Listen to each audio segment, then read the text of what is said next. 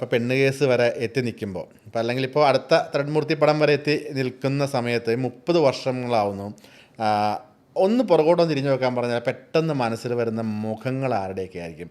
അല്ലെങ്കിൽ gratitude, regret, അങ്ങനെ എന്തെങ്കിലുമൊക്കെ സമ്മിശ്ര ഫീലിങ്ങിൽ വരുന്ന എന്തായിരിക്കും ഒന്ന് തിരിഞ്ഞു നോക്കാൻ പറഞ്ഞാൽ വരുന്നത്? എല്ലാം നന്മയോടെ സന്തോഷത്തോടെ ഓർക്കുക എന്നുള്ളതല്ലാണ്ട് ഞാനിങ്ങനെ കുറ്റബോധങ്ങളോ ഒന്നുമില്ലെന്നേ. നമുക്കിങ്ങനെ ഇത്രയെല്ലാം എത്തിയല്ലോ എന്നുള്ളത് വലിയ താങ്ക്സാണ്. അത് ആർക്ക് പറഞ്ഞാൽ ഈ സമൂഹത്തിനോട് നന്ദി പറയുന്നു, ഈ എന്നെ ഇവിടെ പിടിച്ചു നിർത്തിയ ഇൻഡസ്ട്രിയോട് നന്ദി പറയുക. അതിനപ്പുറത്തേക്ക് ഒരുപാട് ഒരുപാട് മുഖങ്ങളുണ്ട്. ഞാൻ പറഞ്ഞാൽ അങ്ങനെ പേരെടുത്ത് പറയുക എന്നുള്ളതല്ല. ഈ സമയം വരെ ഇങ്ങനെ ഇപ്പം ഇന്ന് വേറൊരു സുഹൃത്തായിട്ട് ഇങ്ങനെ സംസാരിച്ചുകൊണ്ടിരിക്കുമ്പോൾ ഇതെങ്ങനെ യാദർശികമായിട്ടാണ് ഉണ്ടാവുന്നൊരു കാര്യം വെച്ചാൽ, അല്ല നിങ്ങളുടെ നന്മ കൊണ്ടൊക്കെ തന്നെ ആയിരിക്കില്ലേ നിങ്ങൾ ഇത്രയും കാലം പിടിച്ചേക്കുന്നത് എന്നൊക്കെ ഞാൻ പറയും. ഞാൻ ആരെയും വെറുപ്പിക്കാൻ പോകാറില്ല, ഞാൻ എൻ്റെ മാത്രം വഴിയിലൂടെ സഞ്ചരിക്കുന്നു ഞാൻ. അപ്പോൾ ഒരുപാട് ഒരുപാട് പേരുടെ സ്നേഹം, ഈ പറയുന്നത് പരസ്പരം സ്നേഹവും വിശ്വാസവും പങ്കുവെക്കലൊക്കെ ആയിട്ട് ഇങ്ങനെ മുന്നോട്ട് പോയതാണ്. ഇങ്ങനെ ഓരോരുത്തരുടെ പേര് അങ്ങനെ 30 വർഷത്തെ പേരൊക്കെ പറയാമെന്ന് പറഞ്ഞാൽ അത് വലിയ ടാസ്ക്കുള്ള കാര്യമാണ്. ഇന്നും എല്ലാവരും നമ്മളെ ചേർത്ത് പിടിക്കുന്നതിൻ്റെ കാര്യം ഇപ്പം ഞാൻ പറയുന്നപ്പോൾ എത്രയോ പേര് ഞാനൊരു സങ്കടം പറയട്ടെ, അല്ലെങ്കിൽ ഞാനിപ്പോൾ ഈ ചോദിച്ചതിനൊരു ഒരു കൃത്യമായൊരു ഉത്തരം പറയാം. 30 വർഷമായി ഞാൻ സിനിമയിൽ അഭിനയിക്കാൻ തുടങ്ങിയിട്ട്. ശ്രീനേട്ടൻ എൻ്റെ അടുത്ത് ഭയങ്കര ബന്ധമായിരുന്നു ശ്രീനേട്ടനായിട്ട്. അങ്ങനെ എന്നുവെച്ചാൽ കാണുമ്പോൾ ഭയങ്കര സ്നേഹത്തിൽ സംസാരിക്കുകയും വർഷങ്ങളായിട്ടുള്ള ബന്ധമാണ്. ഞാൻ ശ്രീനേട്ടനായിട്ട് ഇന്നേ ഒരു സ്ക്രീൻ സ്പേസ് ഷെയർ ചെയ്തിട്ടില്ല. ശ്രീനേട്ടൻ്റെ ഒരു കഥാപാത്രം അഭിനയിക്കാൻ പറ്റിയിട്ടില്ല. അതൊരു സങ്കടമുള്ള കാര്യം എനിക്ക് പറഞ്ഞാൽ. ഞാനത് ശ്രീനേട്ടൻ മരിച്ച ശേഷം നമുക്കത് ലൈവായിട്ട് കേൾക്കുമ്പോൾ നമ്മളത് ആലോചിച്ചിട്ട് പോലും ഇല്ലായിരുന്നു. ശ്രീനേട്ടനായിട്ട് ഞാൻ ഇപ്പോൾ ഞാനും പ്രിയനും കൂടിയിട്ടാണ് ആദ്യം കാണുന്നത്. ഉദയനാണ് താരത്തിൻ്റെ സ്ക്രിപ്റ്റ് എഴുതുന്ന ദിവസം ഒരു ദിവസം മുഴുവൻ കുറേ അദ്ദേഹത്തിൻ്റെ ഫ്ലാറ്റിൽ ഞങ്ങൾ ഒരുമിച്ചിട്ടുണ്ടായിരുന്നു. അത് കഴിഞ്ഞ് സന്തോഷ് ശശികാന്തത്തിൻ്റെ പുസ്തക പ്രകാശനം, അങ്ങനെ പല ഇടങ്ങളിലൂടെ നമ്മൾ കാണുകയും സംസാരിക്കുകയും ഒക്കെ ചെയ്തിട്ടുണ്ടെങ്കിലും ശ്രീനേട്ടൻ്റെ കൂടെ പറ്റിയിട്ടില്ല. അതിപ്പോഴാണ് റിയലൈസ് ചെയ്യുന്നത് അല്ലേ? തീർച്ചയായിട്ടും. ശ്രീനേട്ടൻ പരിചയപ്പെടുന്ന ഞാൻ ആലോചിച്ചു, അയ്യോ ഇത് ഈ ഒരു അദ്ദേഹത്തിൻ്റെ ഒരു ക്യാരക്ടർ, ഒരു കഥാപാത്രം, ഒരു സീനെങ്കിലും വന്ന് പറ്റിയില്ല എന്നുള്ളത് വലിയ നഷ്ടബോധം തോന്നുന്നുണ്ട് ശരിക്കും. ഈ നമുക്ക് ഈ 30 വർഷത്തിന് ഒരുപാട് ക്വസ്റ്റ്യൻസ് കിടക്കുന്നില്ല. അത് ഇപ്പം 30 വർഷമായിട്ട് ഇൻഡസ്ട്രിയിലുണ്ട്. സിനിമ തന്നെയാണ് ലൈഫ്, ജീവനും ശ്വാസവും എല്ലാം സിനിമയാണ്, എല്ലാം തന്നതും സിനിമയാണ്. നാടകത്തിലുണ്ടായിരുന്നു, ഇപ്പം കവിതകൾ പ്രിയമാണ്. ഈ 30 വർഷമായിട്ട് കൈക്കുള്ളിൽ നിർത്തി വളർത്തുന്ന ഒരു സിനിമയ്ക്ക് ഇർഷാദ് അലി എന്ന നടൻ തിരിച്ചെന്താണ് കൊടുത്തതെന്ന് ചോദിച്ചു കഴിഞ്ഞാൽ എന്തായിരിക്കും പറയുന്നത്? ഞാൻ ഷെറീഫ് ഈസ എന്ന് പറയുന്നൊരു സംവിധായകനുണ്ട്, സ്റ്റേറ്റ് അവാർഡൊക്കെ കിട്ടിയിട്ടുള്ള സംവിധായകൻ. അദ്ദേഹം ചെയ്തൊരു സിനിമയുണ്ട്, ആണ്ടാൾ എന്ന് പറയുന്ന സിനിമ. അത് പ്രൊഡ്യൂസ് ചെയ്ത് ഞാനും എൻ്റെ സുഹൃത്തുക്കളൊക്കെ ചെയ്യുന്നത്. എനിക്ക് സിനിമയ്ക്ക് എന്തെങ്കിലും ചെയ്യണമെന്ന് തോന്നി. ഞാൻ പ്രൊഡ്യൂസ് ചെയ്യാന്ന് പറഞ്ഞാൽ ഞാൻ കാശുകാരനായിട്ടൊന്നുമല്ല, എൻ്റെ കുറേ സുഹൃത്തുക്കളൊക്കെ എന്നെ സഹായിച്ചിട്ടുണ്ട്.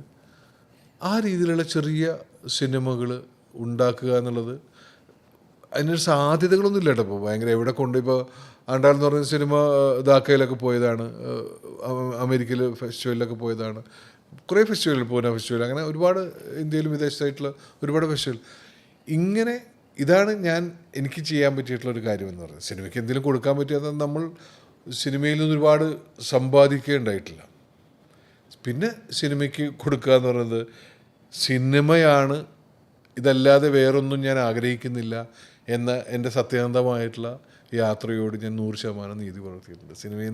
സിനിമയെ ദ്രോഹിക്കുന്ന രീതിയിൽ, സിനിമയ്ക്ക് എന്തെങ്കിലും അപകീർത്തി ഉണ്ടാക്കുന്ന രീതിയിലുള്ള ഒരു പെരുമാറ്റം ഞാൻ എൻ്റെ ഭാഗത്ത് ഉണ്ടായിട്ടില്ല. അത് ഞാൻ കൊടുത്തൊരു മുതൽക്കൂട്ട്.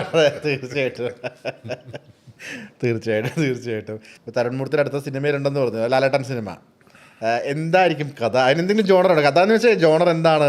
അത് എങ്ങനെ എന്തെങ്കിലും, കാരണം പല കിംവദന്തികളും അന്തരീക്ഷത്തിലുണ്ട്. മറ്റൊരു ഡയറക്ടർ ചെയ്യാനിരുന്ന സിനിമയിൽ ഡയറക്ടർ മാറിയതാണെന്നും അതല്ല ഇത് കംപ്ലീറ്റ്ലി പുതിയ കഥയാണെന്നും. അതിൻ്റെ ക്ലാരിഫിക്കേഷൻ എന്തായിരിക്കും? അതിൻ്റെ ക്ലാരിഫിക്കേഷൻ അവർ തരുന്നില്ലായിരിക്കും നല്ലത്. ഞാൻ ആ സിനിമയിൽ അഭിനയിക്കുന്നുണ്ട് എന്നുള്ളത് മാത്രമാണ് അതിൻ്റെ ഇപ്പോൾ എനിക്ക് തരാവുന്ന ഒരു കാര്യം. അതെ, അത് കോമഡി അതിലപ്പുറത്തേക്ക് അല്ല, ഞാനൊരു പോലീസ് ഓഫീസറായിട്ടാണ്. ഓക്കെ ലാലേട്ടൻ്റെ ക്യാരക്ടറും പോലീസാണ്. ഓക്കെ. ഒക്കെ അത് ഒക്കെ അങ്ങനെ തന്നെയാണ്. Serious cinema. ആ, ഒരു കോമഡി സിനിമയല്ല, എന്നാൽ ഹ്യൂമർ ഉണ്ടോ എന്ന് ചോദിച്ചാൽ അത്യാവശ്യം ഹ്യൂമറുള്ള ഒരു സിനിമ തന്നെയാണ്. ഈ നമ്മുടെ തുടരും സിനിമയ്ക്കകത്ത് ഇടയ്ക്കുള്ള മറ്റേ ഒരു ഡയലോഗ് ഉണ്ടോ, നിനക്ക് എന്തെങ്കിലും കഴിയാതെ മറ്റേ നാഗാസാര്യന്ദ്രയുടെ അത് തന്നെ എടുത്തതല്ലേ, അതൊക്കെ സ്പോട്ടിൽ വന്ന ഇംപ്രൈസേഷൻ ആണോ? അല്ല, അത് സ്ക്രിപ്റ്റിലുണ്ടായിരുന്നത്. അത് തരുൺ അത് എഴുതി വെച്ചത്. ഇങ്ങനൊരു സാധനം നിങ്ങൾക്ക് കൈയടിയിട്ടുള്ള സാധനമാണ്, അല്ലെങ്കിൽ ആളുകൾ ചിരിക്കാൻ സാധ്യതയുള്ളൊരു സീക്വൻസാണ് എന്ന് പറയുന്ന സ്പോട്ടിൽ വേണമെങ്കിൽ ഞാൻ പറയാവുന്ന ഒരു ഇംപ്രൈസേഷൻ. സ്റ്റേഷനിൽ പോയിട്ട് നാക്കുന്നൊരു സാധനമുണ്ട്. അപ്പോൾ ബിനു നാക്കും, അപ്പോൾ ബിനു നാക്കുക, ഈ സാധനങ്ങൾ സ്പോട്ടിൽ ഉണ്ടാക്കിയ കാര്യം. നമ്മുടെ വണ്ടി പിടിച്ചിട്ട് നിൽക്കുകയും ഞാൻ പട്ടിക്കാരൻ എന്നുള്ള ലെവലിൽ ഇങ്ങനെ ചെന്നിരിക്കുകയാണല്ലോ. അപ്പോൾ ബിനു അതൊക്കെ ചിരിച്ച സീനാണ്. അതെ, ബിനു ആക്കുന്നതൊക്കെ അതൊക്കെ സ്പോട്ടിൽ ഉണ്ടാക്കിയ സാധനങ്ങളാണ്. സിനിമയിൽ നിന്ന് ടോട്ടലി മാറി ചോദിച്ചു കഴിഞ്ഞാൽ കവിതകൾ വായിക്കാൻ ഇപ്പോഴും സമയം കിട്ടാറുണ്ട്. ഒരു സമയത്ത് ഞാൻ എപ്പോഴും കവിത വായിച്ച് പാടി വീഡിയോ ഇടുന്നൊക്കെ ഞാൻ തികച്ചും കണ്ടിന്യൂസ്ലി ഫോളോ ചെയ്യുന്ന സമയമാണ്.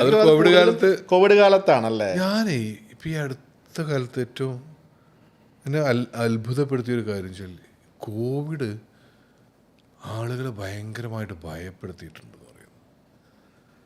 ഇനി എന്ത് എന്നുള്ള ചോദ്യങ്ങളൊക്കെ വന്നിട്ട് ഭയങ്കര ടെൻഷൻ ഉണ്ടാക്കിയൊരു കാര്യം. പക്ഷെ ഞാൻ ആലോചിക്കുമ്പോൾ, എനിക്ക് തിരിച്ചാലോചിക്കുമ്പോൾ, ഞാൻ ആ കാലത്ത് ഒരു ടെൻഷൻ അനുഭവിക്കാത്ത മനുഷ്യനായിരുന്നു. അതെങ്ങനെ സാധ്യമായി എന്ന് ചോദിച്ചു കഴിഞ്ഞാൽ എനിക്ക് തോന്നുന്നു ഞാൻ ആ സമയത്ത് എല്ലാ ദിവസവും കവിത എഴുതുമായിരുന്നു. ഞാൻ വേറെ ഒന്നും ആലോചിച്ചിട്ടില്ല. നാളെ എന്തിനെക്കുറിച്ച്, ഞാൻ നാളെ എന്ത് എന്നുള്ളതെന്ന് വെച്ചാൽ നാളെ ഇടേണ്ട കവിതയെക്കുറിച്ചാണ് എൻ്റെ ആലോചന ഉണ്ടായിരുന്നത്. അല്ലാതെ നാളെ എന്ത് സംഭവിക്കും, എൻ്റെ EMI, അല്ലെങ്കിൽ ആളുകളൊക്കെ അതൊക്കെ ടെൻഷനായിരുന്നല്ലോ. ഞാനങ്ങനെ വലിയ EMI ഒന്നും എടുത്ത് തലയിൽ വെക്കുന്ന ഒരാളല്ലേ. എനിക്ക് കൊക്കിലൊതുങ്ങുന്നു തോന്നുന്ന കാര്യങ്ങൾ മാത്രം ഹാൻഡിൽ ചെയ്ത് വെറുതെ ടെൻഷൻ ഉണ്ടാക്കുന്ന ഒരാളല്ല. ഈ നിമിഷം വരെ ഒരു അസുഖത്തിൻ്റെയും ഗുളിക കഴിക്കുന്ന ഒരാളല്ല ഞാൻ. അങ്ങനെ തന്നെ അതങ്ങനെ തന്നെ പോട്ടെ. അതൊരു വലിയ സന്തോഷമായിട്ട് കാണും. കാരണം ഞാനെല്ലാം കൂളായിട്ട് ഓക്കെ എങ്ങനെയാണോ അങ്ങനെ. അപ്പോൾ ഞാൻ ഈ അടുത്ത ദിവസങ്ങളിലൊക്കെ ആലോചിച്ചൊരു കാര്യമാണ്. ഞാൻ മറികടന്നത് ഇതാണ്. അന്ന് കവിതകൾ ഡെയിലി ഒരു കവിത FBയിൽ എടുത്തിടും. അപ്പോൾ എനിക്ക് രാവിലെ എഴുന്നേറ്റ് കഴിഞ്ഞാൽ ആ കവിത പഠിക്കണം. ആ കവിത പഠിച്ച് ഞാൻ ഉച്ചയ്ക്ക് ഒരു 11 മണി 12 മണിയൊക്കെ ആകുമ്പോഴാണ് അത് ചൊല്ലി, ഒരു 11 മണിക്ക് തുടങ്ങി സ്വയം ട്യൂണല്ലോ, ഗദ്യ കവിതകളാണ്. അപ്പോൾ നമുക്ക് പറഞ്ഞാൽ മതി. അപ്പോൾ ഞാനൊരു 10-20 പ്രാവശ്യമൊക്കെ ഫോണിൽ ഇങ്ങനെ റെക്കോർഡ് ചെയ്ത് വയ്ക്കും. അപ്പോൾ അതിന് തന്നെ സമയം പോവും. 1 മണിക്കൂറോളം അത് എടുക്കും. അത് കഴിഞ്ഞാൽ അപ്ലോഡ് ചെയ്ത് കഴിഞ്ഞാൽ ഫേസ്ബുക്കിൽ വരുന്ന അതിൻ്റെ ഹരം കാണും. അതിൻ്റെ കമൻറ്റുകളൊക്കെ വായിച്ച് നല്ല രസമുള്ള കവിതകളെന്നൊക്കെ പറഞ്ഞ് അത് കഴിഞ്ഞ് ഊണ് കഴിച്ച് കുറച്ച് നേരം കിടന്നുറങ്ങി. എന്നിട്ട് എഴുന്നേറ്റ് കഴിഞ്ഞാൽ നാളെ എന്ത് കവിത ചൊല്ലുന്നുണ്ട്, നാളെ ഏതാ കവിത എന്നൊക്കെ ആലോചിച്ച് അതിനെക്കുറിച്ച് കണ്ടുപിടിച്ച് അതൊന്നും നോക്കി വെച്ച് അങ്ങനെ, അതല്ലാതെ വേറൊന്നും ആലോചിച്ചില്ല. വായന നടന്നായിരുന്നു ആ സമയത്ത്. അപ്പോൾ എനിക്ക് ഭയങ്കര പോസിറ്റീവാക്കിയൊരു കാര്യമാണെന്നാണ് ഞാൻ വിചാരിച്ചത്. അല്ലെങ്കിൽ എനിക്ക് കവിതകളോട് താല്പര്യമുള്ള ഒരാളാണ് ഞാൻ. ഒരു സുപ്രഭാതത്തിൽ കവിതയിൽ ഇടുക എന്നുള്ളതല്ല, അതിന് മുമ്പ് ചെയ്തിരുന്നതാണ്. പക്ഷേ ഇത് ഡെയിലി എന്ന് പറയുന്ന പോലെ ഒരു പ്രോസസ്സ് ഉണ്ടായത് ഈ കോവിഡ് കാലത്ത് അത് വലിയ ഗുണം ചെയ്തു. ഇപ്പോൾ വല്ലപ്പോഴൊക്കെ ചൊല്ലിയിടാറുണ്ട്. ഇപ്പോഴും കവിതയുടെ ഫോളോവറാണ് ഞാൻ. ഈ കവിത എന്ന് പറയുമ്പോൾ എഴുത്തുകൾ എത്രത്തോളം ഉള്ളിലുണ്ട്? എഴുതി വെക്കാറുണ്ടോ കാര്യമായിട്ട്? ഞാനെന്ന് വെച്ചാൽ എഴുതണം എന്നൊക്കെ ഭയങ്കര ആഗ്രഹമുണ്ട്. പിന്നെ വെച്ചാൽ ഇവന്മാരുടെയൊക്കെ കവിത വായിക്കുമ്പോൾ ഞാൻ എന്തിനാ വെറുതെ ഇങ്ങനെ അറിയാവുന്നവന്മാരൊക്കെ നന്നായി എഴുതുന്നുണ്ട്. ഞാൻ വെറുതെ എന്തിനാ ഈ മണ്ടത്തരങ്ങളൊക്കെ എഴുതിയില്ലെങ്കിൽ എന്നാലും വല്ലപ്പോഴൊക്കെ എന്തെങ്കിലുമൊക്കെ എഴുതി കൊടുക്കും. കവിതകളായിട്ട് എഴുതും. കവിതകളൊക്കെ എഴുതും. നീ ഒരു ചോദ്യം ചോദിച്ചപ്പോൾ ഞാനിങ്ങനെ ആലോചിച്ചു. ഞാൻ ഈ അടുത്ത കാലത്ത് കവിത ഒരു 2 കവിതകൾ എനിക്ക് ദേശാഭിമാനിയിൽ വന്നിട്ടുണ്ടായിരുന്നു. നമുക്ക് വേണ്ടിയിട്ട് വേണമെങ്കിൽ നേരത്തെ നീ ചോദിച്ച ഒരു ചോദ്യം ഉണ്ടല്ലോ, ആൾക്കൂട്ടത്തിലൊരാളായിരുന്നു, പിന്നെ ഒരു ഡയലോഗ് പറയാൻ വന്നു. അപ്പോൾ അതിൻ്റെയൊക്കെ ഒരു തുടർച്ചയായിട്ട് ഞാൻ എഴുതി വെച്ചൊരു കവിതയുണ്ടായിരുന്നു. ഇതൊക്കെ സിനിമയായിട്ട് ജാഥയിലെ ആൾക്കൂട്ടത്തിൽ ഏറ്റവും പിറകിലായിരുന്നു. മുന്നോട്ട് വരാൻ ആഞ്ഞു നോക്കി, നടന്നില്ല. മുഷ്ടി ചുറ്റിപ്പിടിച്ച് ഉച്ചത്തിൽ ഉറച്ചു വിളിച്ച് മുന്നിൽ നിൽക്കാൻ പിന്നെയും എത്രയോ കാലം. ആളായി, ആർപ്പായി, ആരവമായി കൊടിവെച്ച കാറിൽ വടിവത്ത കതറിൽ വന്നിറങ്ങാൻ പിന്നെയും എടുത്തു അനേക കാലം. നമ്പൂരിയുടെ പൂണൂല് പൊട്ടിച്ച് നിസ്കാരത്തഴമ്പിലേക്കും ലോഹയിലേക്കും സാഹസപ്പെട്ട് മാന്ത്രികനെ പോലെ ചിലപ്പോഴൊക്കെ ഒരു അഭ്യാസിയെ കണക്കെ. കവലയിലെ മുറുക്കാൻ കടയിൽ നിന്നും ജംഗ്ഷനിലെ ഹൈപ്പർ മാർക്കറ്റിലേക്ക് അവൻ വന്നിറങ്ങിയത് മെഴ്സിഡീസ് ബെൻസിൽ. തുടക്കം ഗുണ്ടാതലവൻ്റെ ശിങ്കിടി, ചേരി പൊളിച്ച് അധോലോകം നേടാൻ നഷ്ടങ്ങൾ, അനേകായിരം നഷ്ടങ്ങൾ. കോൺസ്റ്റബിളിൽ നിന്ന് SP-യിലേക്കും ലഫ്റ്റനൻറ്റ് കേണലിൽ നിന്ന് സൈബർ സെല്ലിലേക്കും അതിവേഗത്തിൽ ട്രാൻസ്ഫറിൽ ഓടിക്കളിച്ചു. കല്യാണ വീട്ടിൽ മണവാളനാകും, അച്ഛനാകും, അളിയനാകും, അമ്മാവനാകും. മരണവീട്ടിൽ മൃതദേഹം മുതൽ ശാന്തിക്കാരൻ വരെ. രണ്ടറ്റവും വലിച്ചു കെട്ടിയ കയറിലൂടെയുള്ള ഒരു സർക്കസുകാരൻ്റെ ബാലൻസ് ഇല്ലാത്ത യാത്രയ്ക്ക് ശേഷമാണ് ഒരുവൻ വെള്ളിത്തിരയിൽ വെട്ടിത്തിളങ്ങുക എന്നത് സംഭവിച്ചേക്കാവുന്നത്.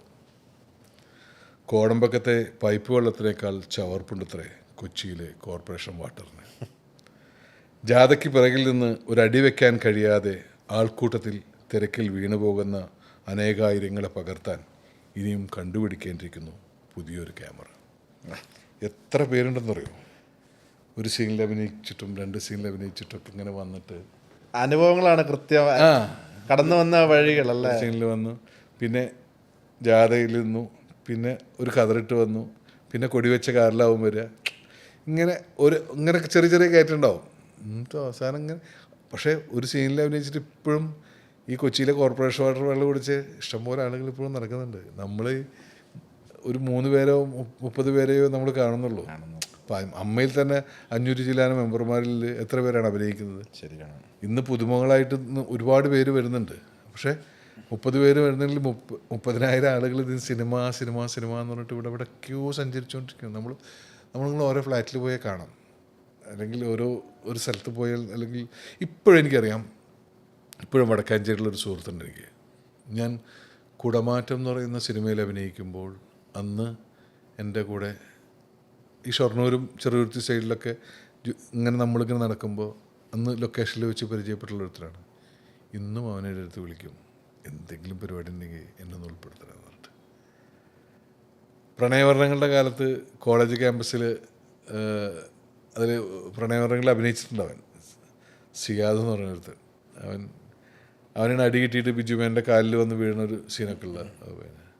സിയാദ് ഇപ്പോഴും വിളിക്കും, എടാ എന്തെങ്കിലുമൊക്കെ നിൻ്റെ വരുമ്പോൾ. അങ്ങനെ ദൂരം പേര് ഒരുപാട് ജീവിതങ്ങളുണ്ടല്ലോ. ജീവിതങ്ങളുണ്ട്.